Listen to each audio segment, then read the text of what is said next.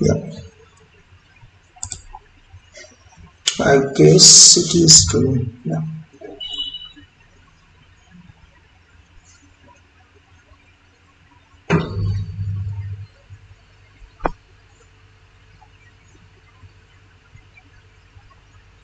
Yes, sorry for the interruption.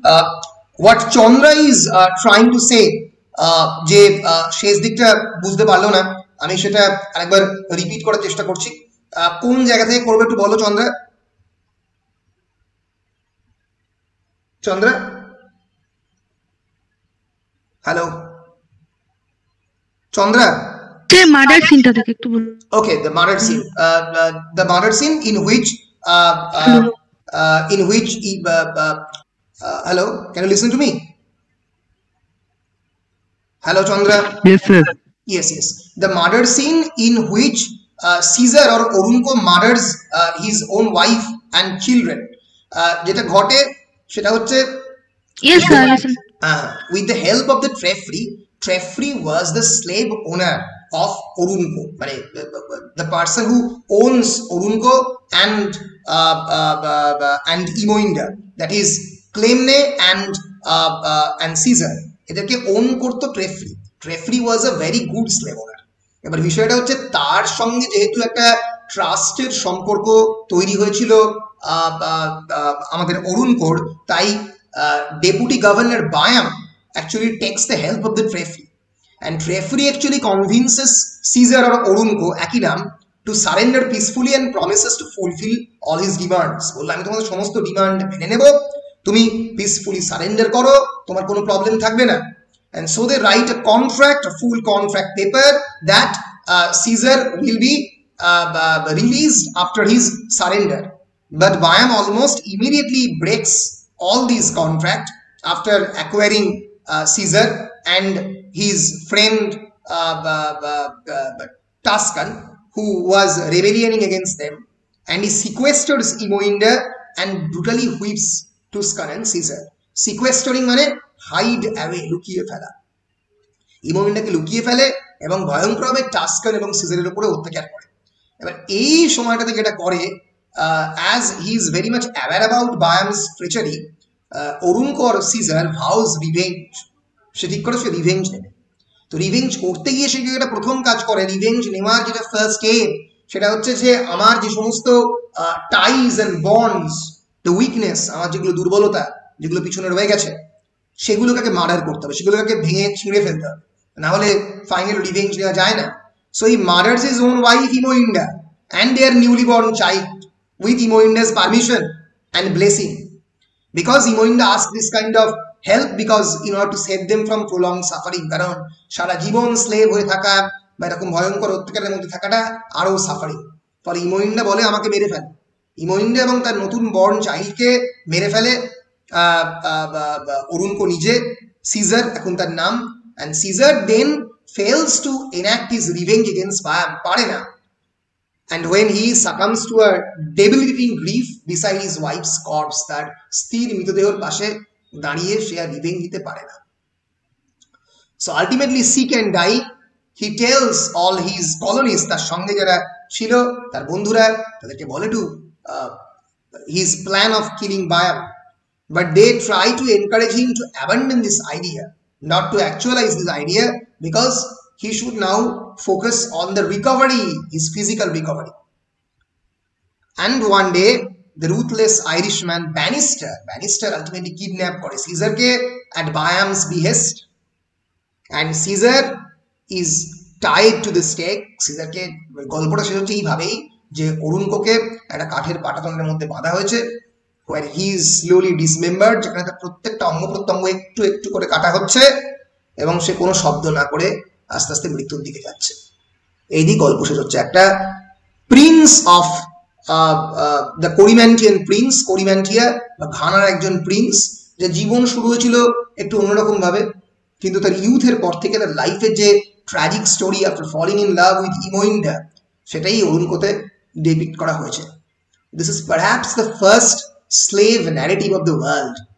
পৃথিবী যদিও মানে নটা, it is cannot be dealt as a slave narrative because it is told under the third person narrative mode through the narrative of through the voices of the Aphra Behn. Aphra Behn এর ভয়েসের through দিয়ে যেহেতু এটা বলা হয়েছে, এটাকে পুরোপুরি slave narrative হয়তো বলা সম্ভব হয় না, কিন্তু আমরা এটুকু বলতে পারি যে পুরো গল্পটা জুড়ে একটা স্লেভের যে লাইফ স্টোরি, তার যে ট্র্যাজিক স্টোরি, সেটাই অরুণকোতে সাকসেসফুলি ডিপিক্ট করেছেন অথর। বুঝতে পেরেছো? Clear?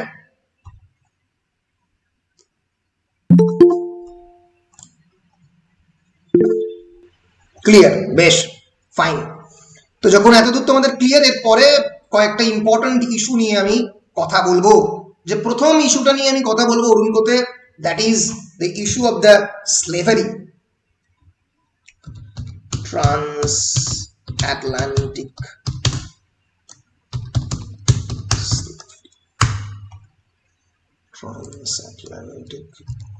African slave trade basically।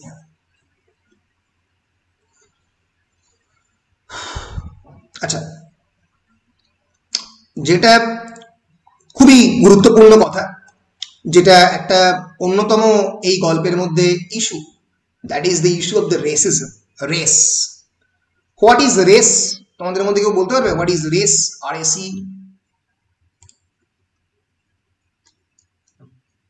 বলো।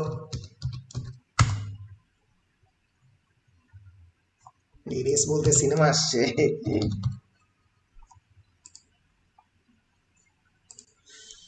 একটা যুদ্ধ বা একটা প্রতিযোগিতা। না, সেটা প্রতিযোগিতা, কিন্তু রেস অন্য অর্থে রেস, RAC, রেস।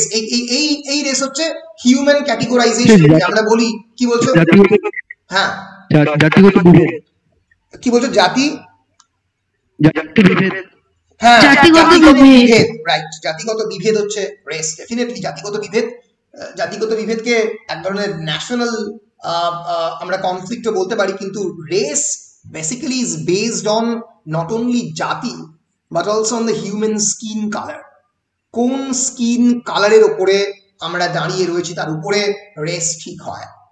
এর ফলে ন্যাচারালি আমার স্কিন কালার অ্যান্ড তামিল একজন মহিলার স্কিন কালার, দে আর কমপ্লিটলি ডিফারেন্ট, তারা আলাদা। এবং এর ফলে কিন্তু আমরা একই জাতিতে বিলং করি। আমি বা একজন তামিল মহিলা বা একজন তেলেগু মহিলা, আমরা একই জাতিতে বিলং করি। আমরা প্রত্যেকেই হিন্দুস্তানি, আমরা প্রত্যেকেই ইন্ডিয়ান, কিন্তু তা সত্ত্বেও আমরা বিভেদ করি।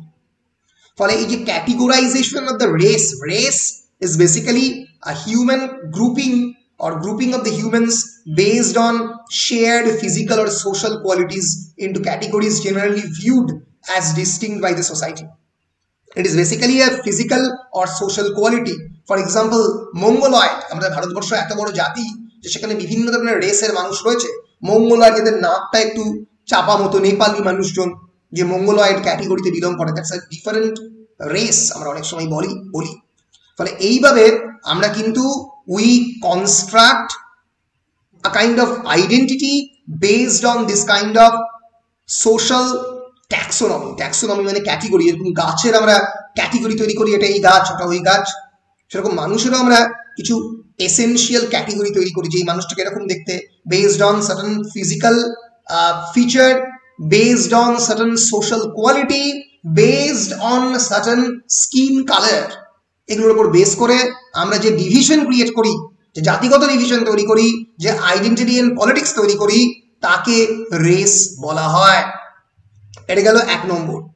2 নম্বর হচ্ছে যে এই গল্পতে রেসের ইস্যুটাকে কিভাবে ইউজ করেছেন। রেস কিন্তু এই গল্পতে 10 নম্বরের কোয়েশ্চেন আসতে পারে, the issue of the racism as used in this particular story. আমরা দেখেছি যে শেক্সপিয়ারের গল্পতেও ওথেলোতে the Moor of the Venice, আমরা জানি মুর এই যে টাইটেলটা, এটা বেশিরভাগ ক্ষেত্রেই আফ্রিকান ট্রাইবদেরকে সেই সময়কার ইটালি এবং অন্যান্য জায়গাতে দেয়া হতো আর কি। এবং he was the Moor of the Venice, Othello. এবং বেহেনের যে racist perspective on the non white culture, it actually complicates the treatment of the subject and the tragic life of a royal slave trying to escape slavery. এখানে আমরা যে স্লেভটা দেখতে পাচ্ছি, he is not only an ordinary slave. হয়তো ordinary slave হলে বেহেন বলতেন যে ঠিক আছে, সে তো ডিজার্ভ করে স্লেভারি, কারণ তার গায়ের রং কালো, সে স্লেভারি ডিজার্ভ করতেই পারে। আফ্রিকান ট্রাইবাল মানুষ, তারা এই স্লেভারি ডিজার্ভ করতেই পারে। কিন্তু যেহেতু সে একজন রয়্যাল স্লেভ, এই issue of the nobility and royalty যেহেতু is associated with the identity of the slave, তাই এখানে হয়তো বেহেনের পার্সপেক্টিভটা অনেকটা ট্র্যাজিক হচ্ছে। কিন্তু আমাদের যেটা বুঝতে হবে সেটা হচ্ছে স্লেভারি যেটা ভয়ঙ্কর পাপ, যেটা ভয়ঙ্কর সিন, একটা আমরা বলতে পারি যে পৃথিবীর ইতিহাসে এর থেকে খারাপ জিনিস আর হতেই পারে না, যে দিনের পর দিন ধরে একটা নির্দিষ্ট ট্রাইবের মানুষকে, বিশেষ করে আফ্রিকার মানুষজনকে এই যে স্লেভারি ব্যবসায় নিযুক্ত হতে হয়েছে।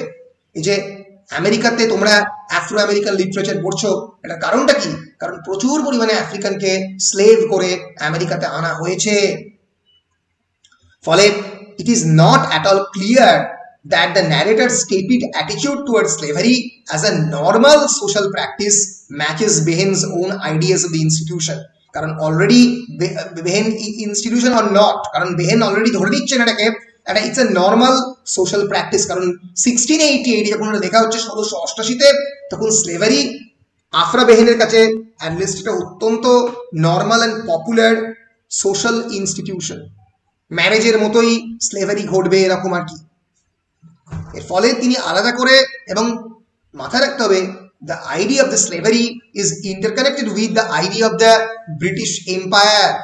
ব্রিটিশদের সাম্রাজ্যবাদের ধারণার সঙ্গে কিন্তু খুব ভীষণভাবে এই স্লেভারির আইডিয়াটা ওতপ্রোতভাবে জড়িত।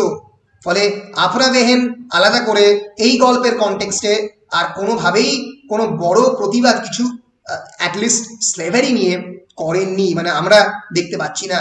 এবং আমরা আরেকটু দেখলেই বুঝবো যে who is the biographer of Aphra Behn, Janet Todd, তিনি আমাদের বলেছেন, according to Janet Todd, Behn did not oppose slavery per se. She accepted the idea that powerful groups would enslave the powerless, and she would have grown up with oriental tales of the Turk taking European slaves. এবং তিনি ছোটবেলা থেকে বড়ই হয়েছেন এরকম ভাবে যে যারা টার্করা, মানে যারা টার্কিশ লোকজন, তারাও ইউরোপিয়ানদের কাছ থেকে এরকম স্লেভ, এই যে আফ্রিকান স্লেভ, এদেরকে বড় করেছে। ফলে slavery which is a very denigrating and dangerous institution, তার কিন্তু ক্রিটিক আলাদা করে আমরা এই গল্পে দেখতে পাইনি।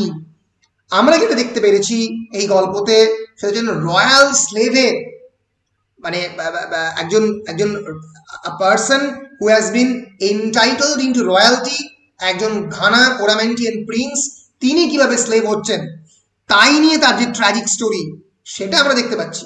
কিন্তু এবং তার সঙ্গে সঙ্গে অবশ্যই এই অরুণকোর যে লাইফ, ডিগ্রেডিং লাইফস্টাইল, সেই ইমোইনের কাছ থেকে কিভাবে সেপারেটেড হচ্ছে, he is not at all happy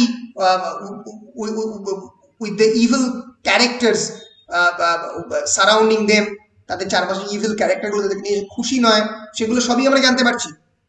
কিন্তু একবারের জন্য কিন্তু স্লেভারি ট্রেডের এগেনস্টে আফরা বেহেন অ্যাজ সাচ কোনো কথা বলছেন না। 2 নম্বর যেটা, সেটা হচ্ছে যে এই আটলান্টিক স্লেভ ট্রেড, এই ট্রান্স আটলান্টিক স্লেভ ট্রেড, এটা কি?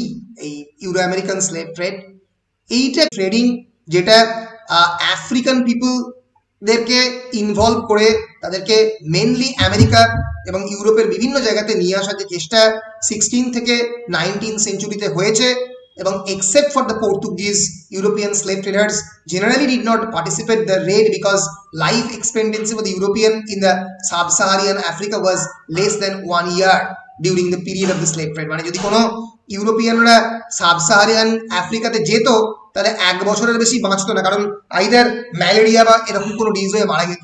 ফলে সেখান থেকে তাদেরকে খুব তাড়াতাড়ি এই একটা বিরাট বড় শিপ করে, এরকম বড় বড় শিপ থাকতো ব্রিটিশদের, সেখানে করে একটা বড় কার্গো শিপে করে এই নিগ্রোদেরকে এই ফ্রান্স বলো, স্পেন বলো, নেদারল্যান্ড বলো, ডেনমার্ক বলো, বিভিন্ন জায়গাতে ছড়িয়ে দেওয়া হতো।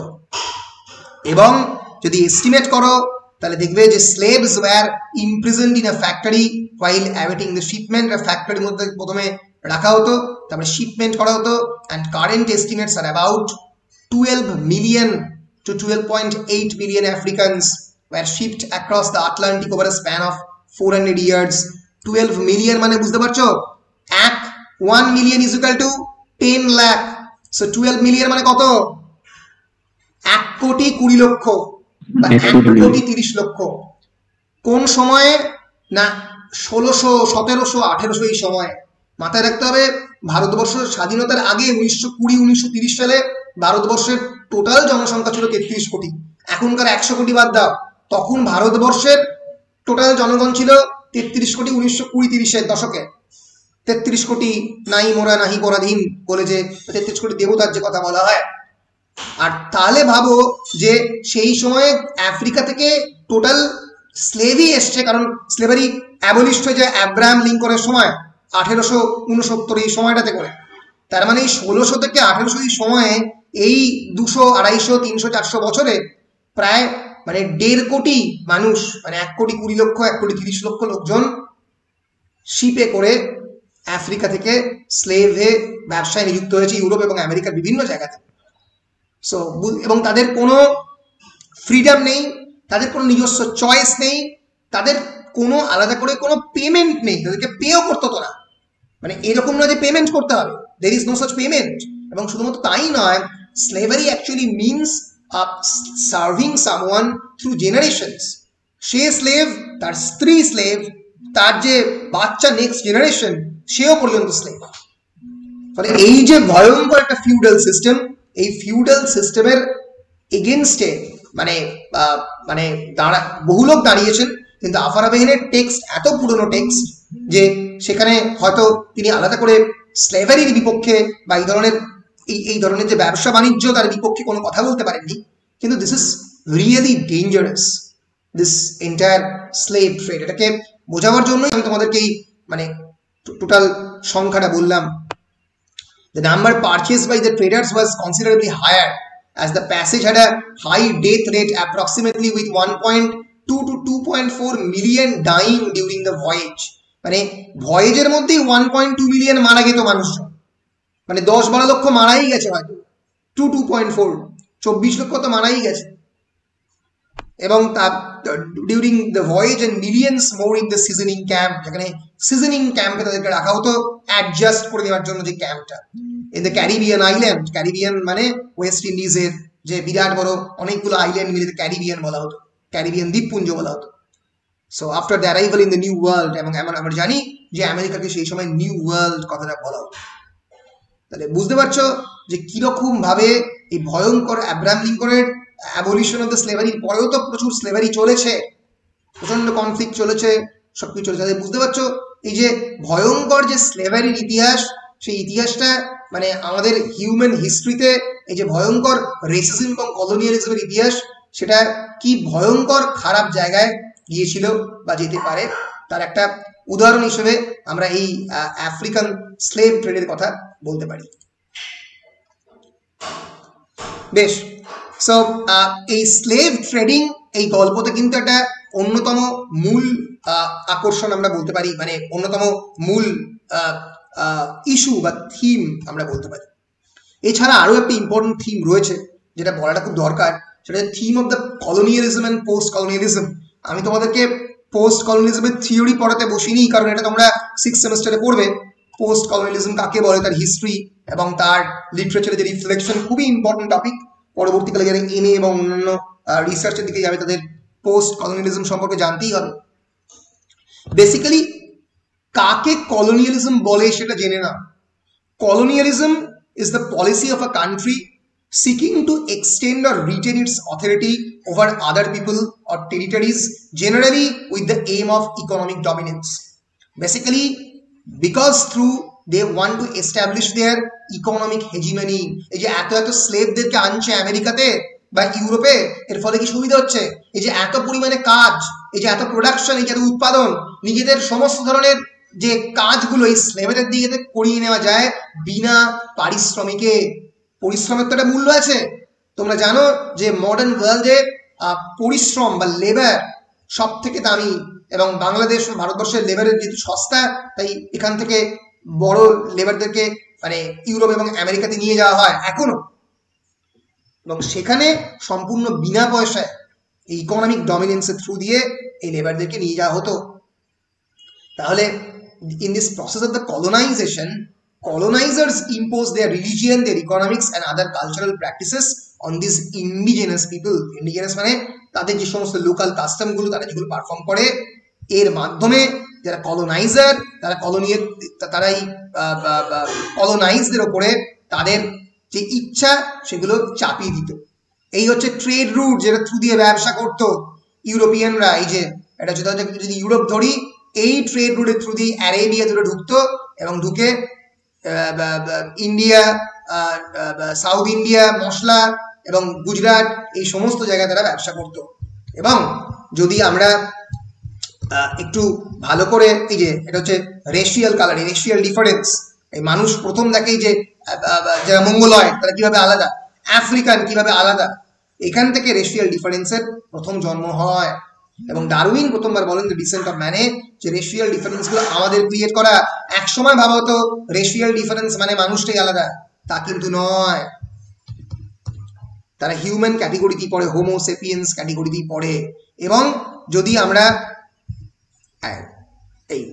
এইটা তো না, এইটা যদি আমরা একবার দেখার চেষ্টা করি যে মানে কোন কোন জায়গাতে কলোনিয়ালিজম কি কি আকার ধারণ করেছিল, এটা হচ্ছে গ্রেট ব্রিটেন। হ্যাঁ, তাহলে দেখতে পাবো যে দেখো এইটা হচ্ছে গ্রেট ব্রিটেনের কালার।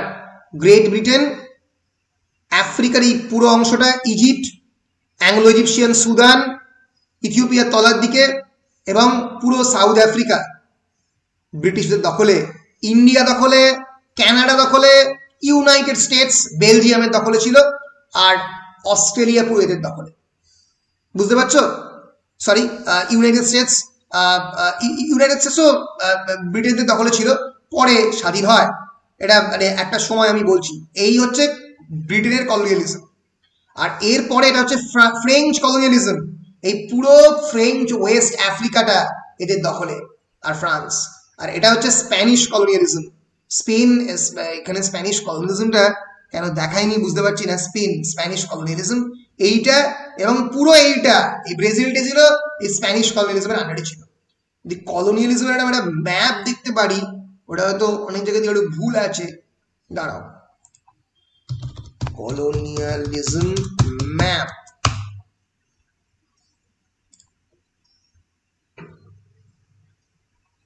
Yes.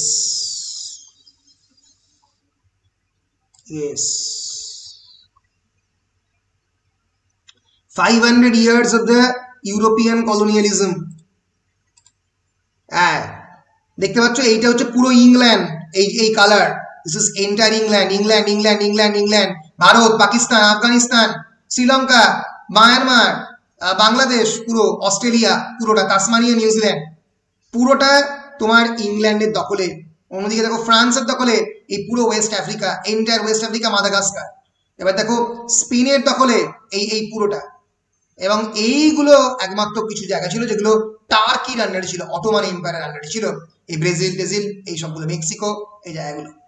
এবং এইটা একমাত্র ইন্ডিপেন্ডেন্ট ছিল, এটা হচ্ছে রাশিয়ান এম্পায়ার, এটা আলাদা ছিল আর কি। ঠিক আছে, তো এইভাবে দিনের পর দিন ধরে এই ভয়ঙ্কর অত্যাচার বিভিন্ন সময় চলেছে। তো তার বলো, কলোনিয়ালিজম বলতে সাম্রাজ্যবাদকে বোঝাচ্ছে? ভালো প্রশ্ন, খুবই ভালো প্রশ্ন। কলোনিয়ালিজম বলতে ঔপনিবেশবাদকে বোঝাচ্ছে। ঔপনিবেশিকবাদের একটা পার্ট হচ্ছে সাম্রাজ্যবাদ।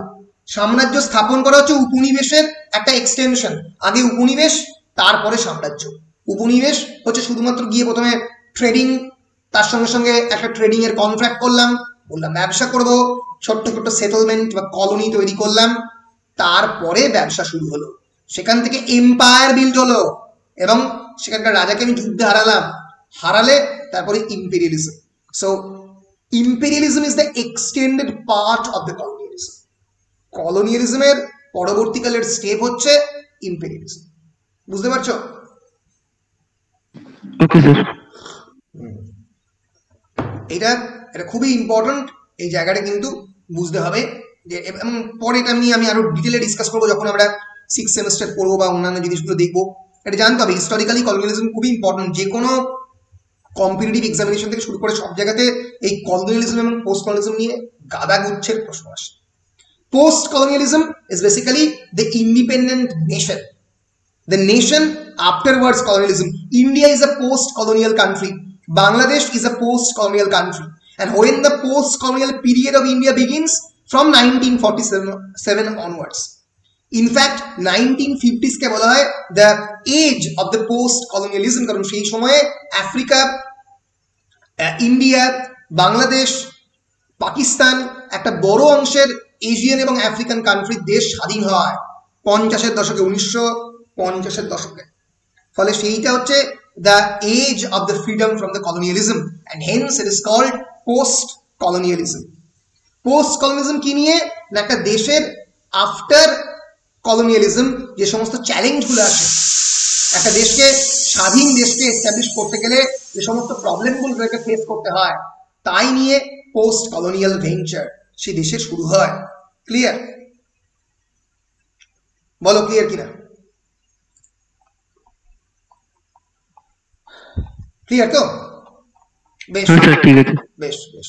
সো রেসিজম এই গল্পের একটা অন্যতম ইম্পর্টেন্ট বৈশিষ্ট্য, এবং আমরা এই পুরো গল্প জুড়ে দেখবো যে এই যে মানে hierarchy of the society reflects the attitudes of the colonial Europe, যে হায়ারার্কি প্রত্যেকটা জায়গাতে ক্রিয়েট করে রেখে দিয়েছে।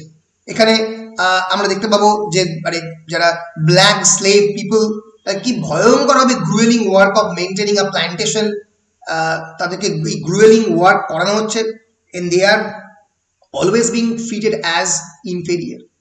এই গল্পতে একটা ছোট্ট ডিফারেন্স আছে আপারা বেহেনের পার্সপেক্টিভে, সেটা হচ্ছে বেহেন এই প্রথমবার অরুণকে যখন ফিজিক্যাল ডেসক্রিপশন দিচ্ছেন, she is describing him as a very beautiful man. He can be black, but he is absolutely handsome. Behn is describing his well-structured physicality, and in this way Behn is different from the other European authors or from other European perspectives. একটা শব্দ বলছি, খুবই important শব্দ, মাথায় রেখো, পরবর্তীকালে কাজে লাগবে। This word is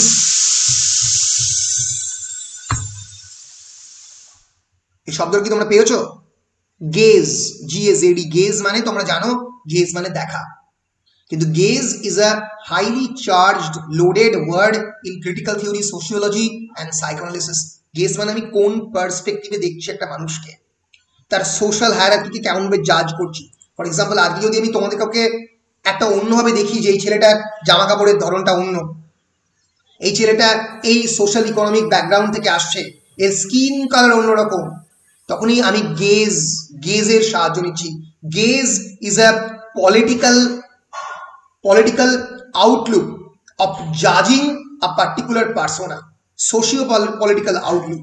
আমি যদি এখন কোনো একজন মহিলাকে দেখে মনে করি এ তো মহিলা, জানিস তো এর অতটা শারীরিক ক্ষমতা নেই, এই যে আমি তাকে জাজ করছি তার সে মহিলা বলে তার জেন্ডারের দিক থেকে, আমি যদি তাকে জাজ করি তার শারীরিক দিক থেকে, আমি তাকে জাজ করি তার কাস্টের বেসিসে, তখনই আমি প্রথম এই গেজের থ্রুয়ে তাকে দেখছি। কলোনিয়াল গেজ মানে হচ্ছে যদি কলোনিয়াল পার্সপেক্টিভ থেকে আমি ব্রিটিশ হয়ে ইন্ডিয়ানদের দেখছি, জেন্ডার গেজ আমি পুরুষ হয়ে মহিলাকে দেখছি। এই গেজ হচ্ছে খুব ইম্পর্টেন্ট, এবং এই গল্প জুড়ে এই গেজের ব্যাপারটা রয়েছে যে কেমন ভাবে আমি দেখবো, কেমন ভাবে আমি দেখছি। Aphra Behn as an European women এই অরুণকোকে দেখছে, এবং তার দেখাতেই পার্থক্যটা তৈরি হচ্ছে অরুণকোর সঙ্গে, অন্যভাবে দেখছে, দেখার পার্সপেক্টিভটাই অন্যরকম। এবার এখান থেকে কিন্তু প্রথম রেসিজমের জন্ম, কলোনিয়ালিজমের জন্ম। বুঝতে পেরেছ? হ্যাঁ, খাচ্ছি। So racism and colonialism is a very important theme. 10 মার্কসের কিন্তু অরুণকো থেকে একটা প্রশ্ন করলে আসতে পড়তে পারে। আর title of the prose fiction Oroonoko বা ক্যারেক্টার অফ অরুণকো, এই দুটো করতে পারে। এবার আসছি ক্যারেক্টারে। বেশি ক্যারেক্টার নেই, কয়েকটা ক্যারেক্টার। তার মধ্যে প্রথম হচ্ছে অরুণকো। Oroonoko was the last descendant of the king of the Coramantien. He was the last descendant, the grandfather. Then Oroonoko was raised away from the court by a skillful warrior known as Imoinda's father. And we will know that after the death of the Imoinda's father, he actually headed the army as the general, and the narrator stresses that he is extraordinarily handsome. আমি যেটা বলছিলাম সেটা কিন্তু অন্যান্য ইউরোপিয়ানরা কেউ করেনি, যেটা আপারা বেহেন 1688 করেছে।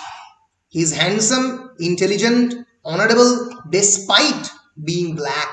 Despite being black এটা এখন তো ভাবাই যায় না যে মানে ব্ল্যাক মানুষেরা সারা পৃথিবী জয় করছে, ব্ল্যাক লোকেরা বিশ্ব সুন্দরী হচ্ছে, সেখানে despite being black তুমি কাউকে হ্যান্ডসাম বলছো, সে হ্যান্ডসাম হতেই পারে, তার সঙ্গে স্কিন কালারের কোনো সম্পর্ক নেই। So Oroonoko has very strong notions of the duty and perfectly follows the codes of the society, except when his love for Imoinda compels him to protect and honor their marriage by taking her life to protect her and their unborn child. Their unborn child কে এবং তাকে যে মেরে ফেললো নিজে হাতে Oroonoko, তাকে সেটা করতেই হলো বিকজ ইমোইন্ডা তাকে কম্পেল করলো সেটা করার জন্য। আমরা এটাও দেখব যে Oroonokor ক্যারেক্টারের একটা ইম্পর্টেন্ট দিক হচ্ছে যে ট্রেফ্রি যে তার মানে স্লেভ ওনার, সে তাকে খ্রিস্টান নামে তার ধর্ম রূপান্তরিত করে তার নাম দেবে সিজার, এবং সিজারও খুবই জনপ্রিয় হয়ে উঠবে, বিভিন্ন skillful daring feats of the hunting game in Surinam সেখানে পার্টিসিপেট করবে, কিন্তু তা সত্ত্বেও আলটিমেটলি তার একটা ট্র্যাজিক ডেথ হবে ডিউ টু এই গভর্নর বায়াম।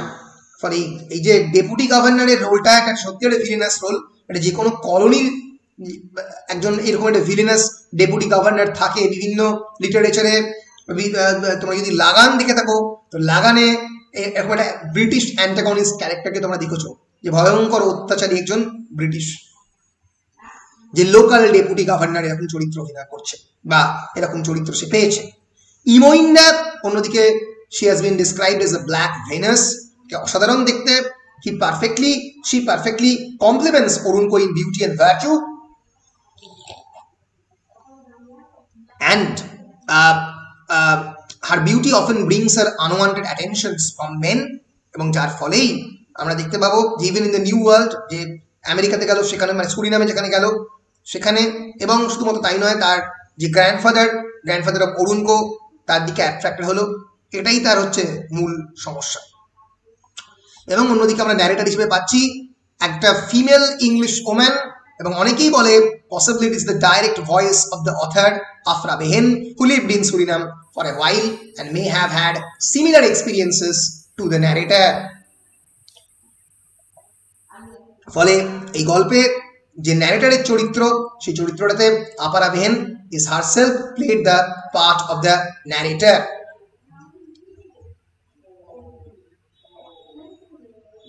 এক সেকেন্ড।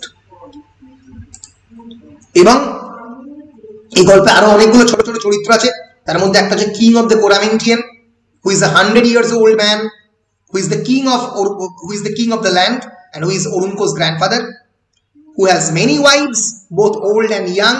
তার মধ্যে সবথেকে ওল্ড হচ্ছে অনাহাল, যাকে